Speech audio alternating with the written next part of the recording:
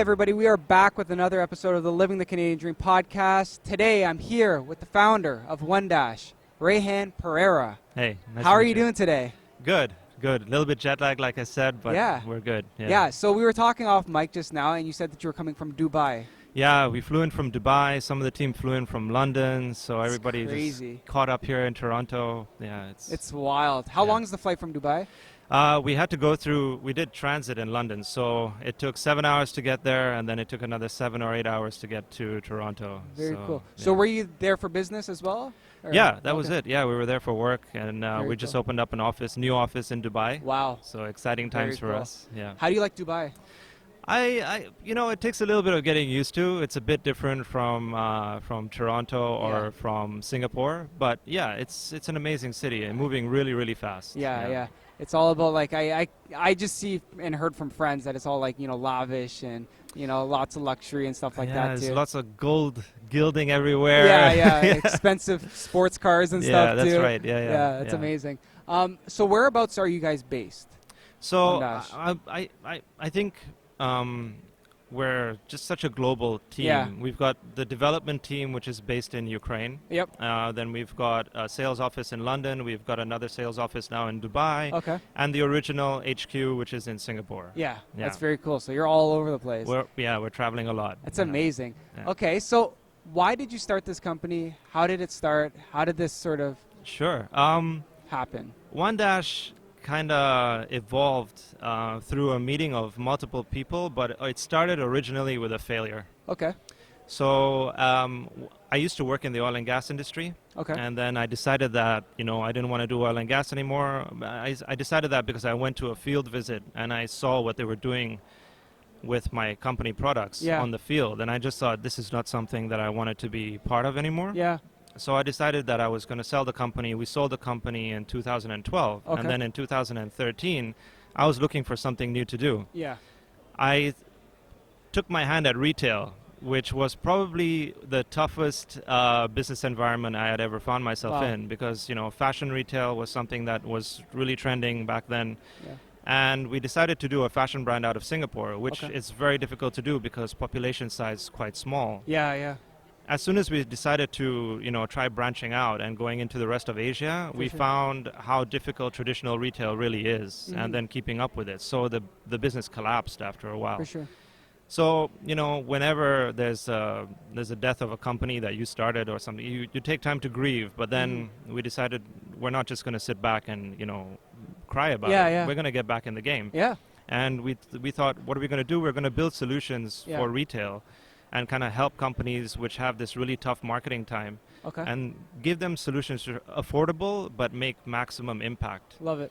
And we started off again focusing on the fashion element, which was, interactive video for fashion. Yeah. Being able to shop, live stream a fashion week and shop right there. Very cool. People watching around the world. Yeah. And the pushback was really tough because we went to, traditional retailers who were looking for innovative solutions. And for them, they just weren't quite ready for that kind of video solution yet. Yeah. And then I met my CTO. Okay. At that time. And he looked at the platform and he said, dude, we should do this for every company. I mean, there shouldn't be a single or industry that isn't using interactive video. Yeah. I was like, all right, if you're up for the game, let's do it. So he actually was working in a very stable job at the time. He quit. Okay. Came to join the company, and we took it from there. That was in 2017. So OneDash has evolved from that tragedy all the way up to meeting some really great innovative people, and then we've grown into a company now of 20 people. Awesome. Which all share the same culture of innovation. That's fantastic. I love it. That's a great story too. Thanks. Yeah, that's very cool. So video marketing and tools like that. Yeah. There's a lot of stuff out there. There is. I know a lot about your tool. Yeah. Talk about it. What makes you guys really different, especially for people that think oh, it's just another video marketing tool. Obviously, you guys are totally different and innovative. What makes it different? So I think the first thing that makes us different is that we have mass integrations with the major e-commerce platforms. Like Shopify is one of our biggest integrations that we accomplished. Yeah. We did that with them, and that's the reason we're here in Canada as well. Is we're meeting up with some guys from Shopify as well. And I think the integrations with the e-commerce, being able to plug straight into your website without having to do any coding is one of the biggest advantages we have. It's like just copy this piece of embed code, put it into your website. You don't need to have like coding experience to do that. The other one is that we're super affordable. I think compared to a lot of the platforms out there where there's charging an arm and a leg, and then you've also got the splicing together of the video, which they charge even more for. We're self-serve, so we made it super affordable, and people can just jump on, sign up, and start using it immediately. Then I think the other part that makes us is we're building templates directly for specific industries.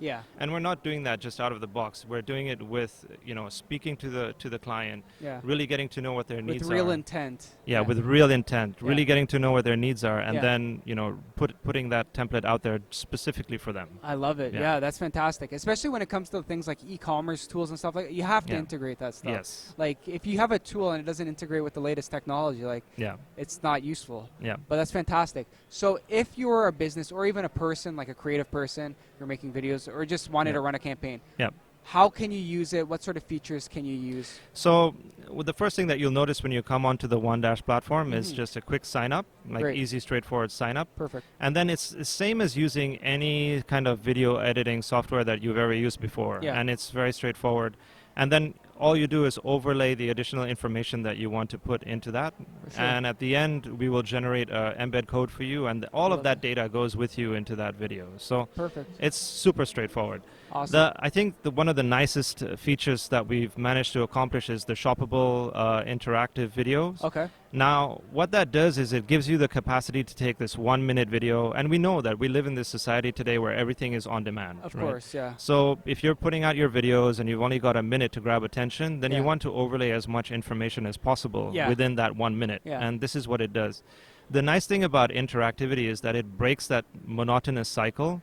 So we get a break in the cycle, people reset, they come back to the video, and they continue. For sure. And we've seen up to 33% click-through rates increase, and that's the amazing thing. For sure. I know, interaction is key. Like, if it's not dynamic, interactive, then it's kind of just out there. You know what I mean? Another video. That's great. So in terms of interactive features, what could somebody add to a video that makes it interactive? You could take your video and you could directly make it shoppable without ever having to leave the video. Right now, what we see is a lot of people take video, they say they make it interactive by adding links, which takes you to another website in order to do your purchasing. What we want to do is we want to keep you on the video. You don't ever have to leave the video. That's amazing. You grab all of that user data as well, because once they leave the video, now you've lost the train of user data. So the analytics that we provide will provide all of that user data as well. Another one that you can do is overlay additional information, such as take a luxury brand. A lot of the times luxury brands spend millions of dollars on video, but once you go to the website, a lot of it is just, again, text reading. You got to read all. Put that information onto the video itself, and then give the user the chance to absorb the emotional impact of the video, as well as read about your product directly from there. So don't leave that. And then again, analytics is the big part of it, big part of what we do. Like, we want to know, if it's a luxury-based company, where people are visiting in from, what they're reading about, what areas of the video they found most interesting, what products they loved. I love it. Things like that. That's the way that you would go. That's fantastic. So you're utilizing things like CTAs and then the emergence of analytics, which is great. Another big one that's really taken off, which came to a recent client came to us from the recruitment industry. They want to use video branching, which we do. So you can tell an amazing story using segmented video branching. What do you mean by video branching, just in case somebody doesn't know? Video branching would be, it looks like you're watching one single video, but you've actually got different directions within the video, so you've got the chance to select the viewer's journey. Oh, very cool. So like the Netflix shows and stuff like that. There you go. Very cool. Yeah, so you could basically plan your own journey, I mean, as a viewer. So, we've done tests where people can pick what they want their star to be wearing for that episode. That's crazy. So cool. they'll be wearing whatever they want. So everybody who's watching, if you've selected something different for this character to wear, they'll be watching a different. That's amazing. It's just such cool stuff that you can do. Another one is for product placement. Okay. So having branching areas inside videos gives you a chance to kind of place products. Yeah. You can switch on and off the different. Wow. That's amazing. So instead of using that spend to do another video altogether, just pick and place your products in the branches that you want. Very cool. Don't like spend too much on That's your videos. very cool. So how does that work? So like they record 2 takes of 2 different products and then they slice it in. That's the way to do it. And the other one, there's already companies which are working kind of like taking video and using it as a real estate platform where you've got different opportunities for placing product placement. Okay. And what they came to us and stuff that we're working on with companies like that is, okay, if we CGI a product in here, and a company has paid for 3 weeks of this being inside this particular video, then can we just basically switch it off after the 3 weeks is done and then apply that contract to another company, with similar company which wants to do product placement there as well? Yes, you can. So it's like switching on and off hotspots in the branches. Yeah, that's fantastic. Like I recently heard a podcast that was talking about UFC.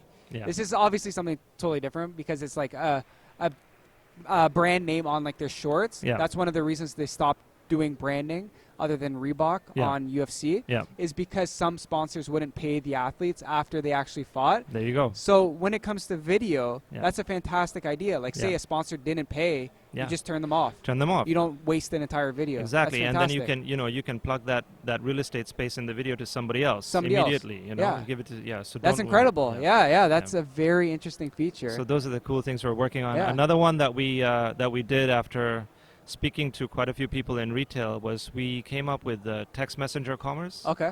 So we're announcing text messenger commerce tomorrow. Very cool. And there's going to be a workshop on that. So again, when you do text messenger, something like WhatsApp, and you want to direct people to products, what you do is you send a link, and then from the link, you've lost the train again. You've got to get them to the website, to the specific product. In this one, what we've done is you can buy and shop directly from Messenger. You never have to leave it. That's great. And the reason we came up with that was if you look at companies, big e-commerce companies, I don't know, are we allowed to say names here? For sure. So take a company like Farfetch that we spoke to. For sure. So they have personal shoppers, around 200 of them, which are retailing. I mean, they're bringing in revenues over $80,000 a week just from text messenger commerce. Wow. Now, if you had a large organization like that and you wanted to do really innovative messenger commerce without having to direct them to direct your clients to a specific part on a website, then you send them the offer directly through Messenger. Wow. And because it's a private conversation that's happening right there, it can be tailored towards that person. You know their spend threshold, you know what they're willing to pay, what they're not willing to pay. You have a much better idea. And if you wanted to do this last minute sales kind of stuff without, brand degradation, then the way to do it is in private conversation with people that you know are going to buy this if you give them that particular discount. For sure. But you don't want a big sign that says 70% off everywhere all the time. Yeah, for sure. And like a lot of people sort of just shout on social media. So like getting that personal touch, actually reaching out to them. And then making it even easier for them to buy something is and it's amazing. It's the personal, like you said, it's the personal touch that really, really counts. That's awesome. That's very cool. So is that video based or is that just a totally different thing? That's a totally different thing. That's kind of like what we do. We innovated that by speaking to different people and figuring out where their pain points were. And then that's a tool that they wanted. So although it isn't video based, it's still the idea that like they can purchase from within whatever they're doing. Oh, in our Messenger, you can still send an interactive video, and if people wanted to mess around with it, they can. That's great. Awesome. I love it. So is this your first time at Dx3? This is our first time at Dx3. Very cool. How's it so far?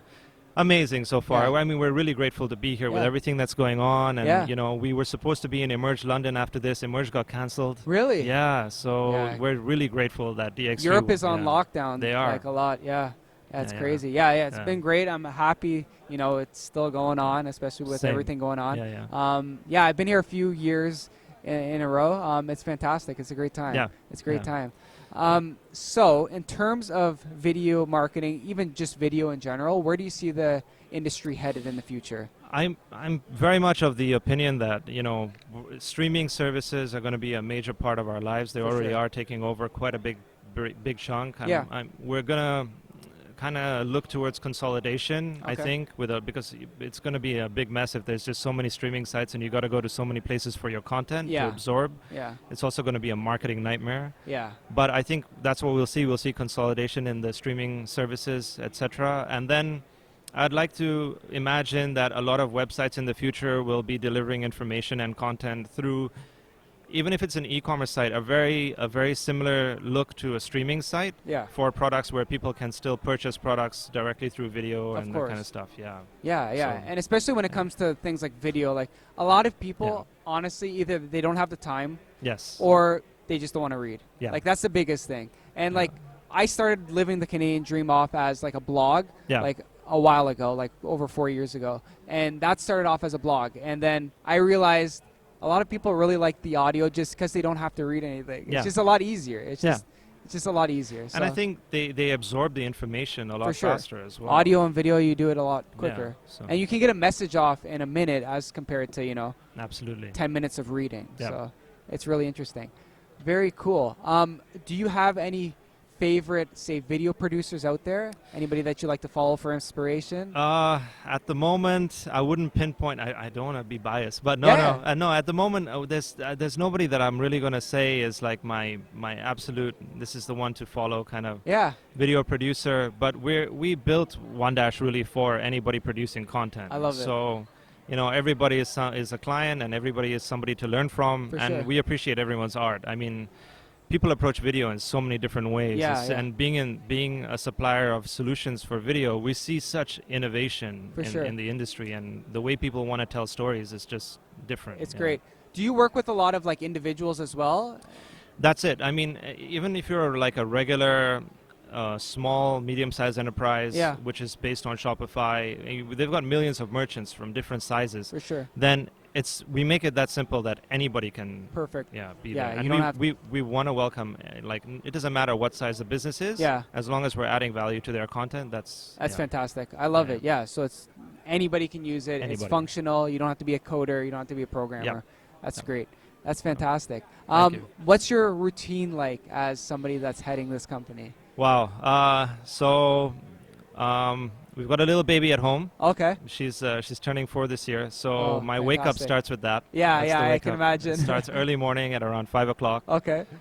Get her ready for school and everything. Help out with that. We do breakfast together as a family for sure. Awesome.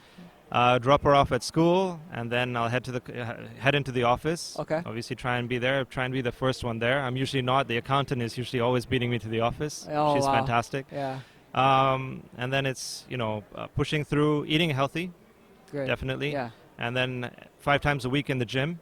Fantastic. Yeah.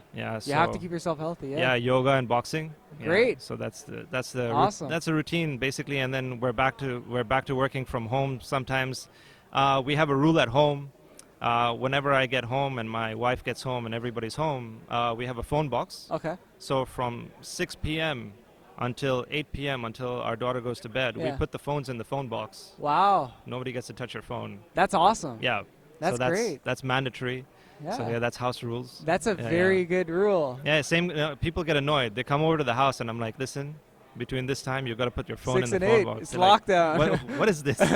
But yeah. No, but it's crazy because everybody's always on their phones. That's just right. Scrolling, just endlessly. Yeah. And especially when when the little one sees that, like it just kind of. You can see that they get a bit apprehensive about that stuff. Yeah. They want attention. So They, you can't just stay on technology all day because you're always on it at work and stuff like that. That's it. Yeah. And especially because you work on technology, it's your all life. Day. Yeah. Yeah. So you need some time to sort of relax. That's awesome. What do you do when you're commuting? Do you commute to work? Generally. So living in Dubai now for the past few years. So the commute to work is always driving. I mean, it's just that's the one bad thing about Dubai is that it's just a mega city. So to get from point A to B, it's just driving. Yeah. How is it? Traffic? A lot of traffic? There used to be a lot of traffic, and now the thing with Dubai is whenever they see a problem like that, they'll open up some solution to it. So they took 8 months, but they built 2 new highways heading around. That's Dubai. Crazy, That's Dubai. In 8 months, we've got 2 new highways. So that's wild. So it's a lot easier now. It's easier. That's awesome. Do you listen to music or what do you do when you're driving? Okay, so this is going to be a funny one. I like old school bands. My favorite music is rock. I love AC/DC. I love it. Nice. It's my favorite band. What's your favorite song from AC/DC? If you can name one. Well, Back in Black is good. That's always a classic. Shoot to Thrill is one of my favorite ones. Yes, I do love that one. I listen to that one in the gym. Oh yeah. Yeah, my PT is kind of like, what are you listening to? I'm like, you know, the usual. It's always the same one. It's on repeat, right? Yeah. That's fantastic. Those so you usually listen to like just rock? Yeah, on the way to work? Usually, yeah. That's great. That's great. That's very interesting. A lot of people do a lot of different things. I like to listen to audiobooks when I'm driving. I don't know. I do a lot of commuting, a lot of driving all over the place. So I just find, try to make use of my time sometimes. Sure. But definitely listening to music is definitely key. It is. Especially when it's throwbacks like that. It's great. Like I've got a sister who lives in London, and she's much younger than me. She's 11 years younger than me. And she just looks, she's like, you're just like Dad. Yeah. It's like you're like Dad now. Congratulations. Yeah. That's what always happens. Yeah. You don't think you're gonna turn out like your parents, that you do. That's it. Yeah. It's funny. In terms of book recommendations, every episode we do like a book recommendation. Do you have any book recommendations for the audience? One of the favorite books that I always read, and I read it like over and over again, is the Book of Five Rings by Musashi Miyamoto. It's one of my favorite all-time reads. Very cool. And then there's another one called Ikigai. Okay. But they kind of, it's a nice, it's nice to look at a book that was written in the 17th century. I love it. And then Ikigai, which came out just last year. Okay. And it's all about Japanese lifestyle. Very cool. One approaches Japanese life from the martial arts perspective, and the other one approaches it from the perspective of longevity and living a healthy life and kind of being at peace with yourself. So it's the same message, but coming from two very different backgrounds of the authors. So but that's great. That gives you a perspective, and a totally different perspective because they're different times. Yeah. That's awesome. Yeah. That's very cool. Do you have any app recommendations? OneDash. OneDash. Great. I love it. I love it. Yeah. It's something that everybody can use. Absolutely. Whether you're a YouTuber or a company. Yeah. That's fantastic. Right. I love it. Yeah. In terms of your life, or just in OneDash goals, do you have any big goals for 2020 or even the future? So for 2020, I think our biggest we're now moving into revenue as a startup. We've got a couple of stable clients coming on board. Great. So this year, our biggest goal would definitely be to sign up maybe a big cornerstone client. I love it. That would be one of our biggest goals this year. It's on the roadmap for sales. For sure. And then the other one is we're trying to release as much innovative templates as possible. And I think covering the recruitment sector, which is one of the big contracts that we're working on right now, is going to be in the pipeline there. Yeah. And then, as a company, as a culture, one of our biggest goals is to start giving back. Okay. So, when I had left oil and gas and I started working in investments, one of the things that we did as a company every year was build a school. I love it. So we're going to continue that now that we've kind of come to the point where we've built a lot of the platform. A lot of it is on autopilot right now when it comes to, getting the clients on board and stuff. Yeah, you have the foundation. We have the foundation ready to go, and now we can focus on things that culturally as a company make us more solid. And those are one of the things that everybody agreed that they want to start doing again. That's fantastic. So building schools, that's amazing. Yeah, that's a great initiative. Yeah, so those will be the big ones that we want to accomplish this year. Yeah, that's great. And it's great to see companies really give back because, it's such an important thing. Yes. Especially as like a figurehead of like an industry, it's fantastic. I just think because we focus a lot on education, especially education in Southeast Asia, and especially based around girls. Yeah. Because there's still that stigma, and they're looked at as a minority there, and it's something that we really want to break that stigma. And we build a lot of schools specifically, which are girls-only schools. Wow. Yeah. So those are. But that's a great focus. Like, it is. It's a great initiative. Yeah. That's awesome. So. Your focus for giving back, that's fantastic. Yeah. In terms of OneDash, what were some of the biggest, say, struggles that you had starting up? I love asking this question. Yeah. Like, a lot of people have different perspectives, but, starting from, ground up, was there anything that you sort of experienced that sort of, was just this was a hard moment, and this is how I learned how to sort of move on from that? I think I had been through some hard moments already until with the previous company for sure. Yeah, but I think one of the toughest moments would definitely be when you have certain team members which are crucial and stuff like that. Yeah. If they depart, for whatever reason or the other, and then trying to fill that space. For sure. Because as a startup, you're very much like a family. Yeah. So when somebody has to depart for whatever reason, then it comes down to how are we going to fill that space? Yeah.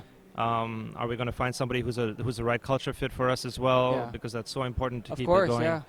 So yeah, we had a departure or two, and filling those roles it's again. Hard, yeah. Those were the hardest things to do. Yeah, no, I can definitely see that because you know, as a small business or even a startup, you know, a lot of people wear a lot of different hats, and it's just like they're a big component. It's a big puzzle piece. People is everything. I mean, that's everything in business in general, but in a new company, that really is just the foundation. Yeah, so, no, it makes a lot of sense. And like you got to keep the motivation up. Like, you know, although they're going, we still have the same vision. Exactly. Yeah, working towards the same vision is huge. So, I mean, obviously, aligning with the CTO and making sure that we share the same vision is the biggest part. That's amazing. I love it. Where can everybody find you and find the business? Oh, at OneDash.com.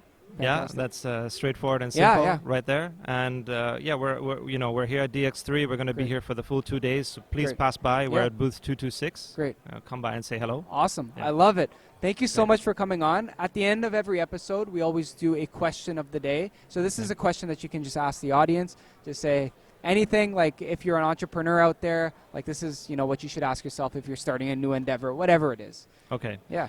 So question for the audience would definitely be, you know, what do you value as being the most important part of your life? And, you know, I love asking that question. I ask that at interviews a lot. So, yeah. That's a great question. It really makes you think, too. It does, It's fantastic. Thank you so much for coming on, Rayhan. It's fantastic. I love it. Thank you.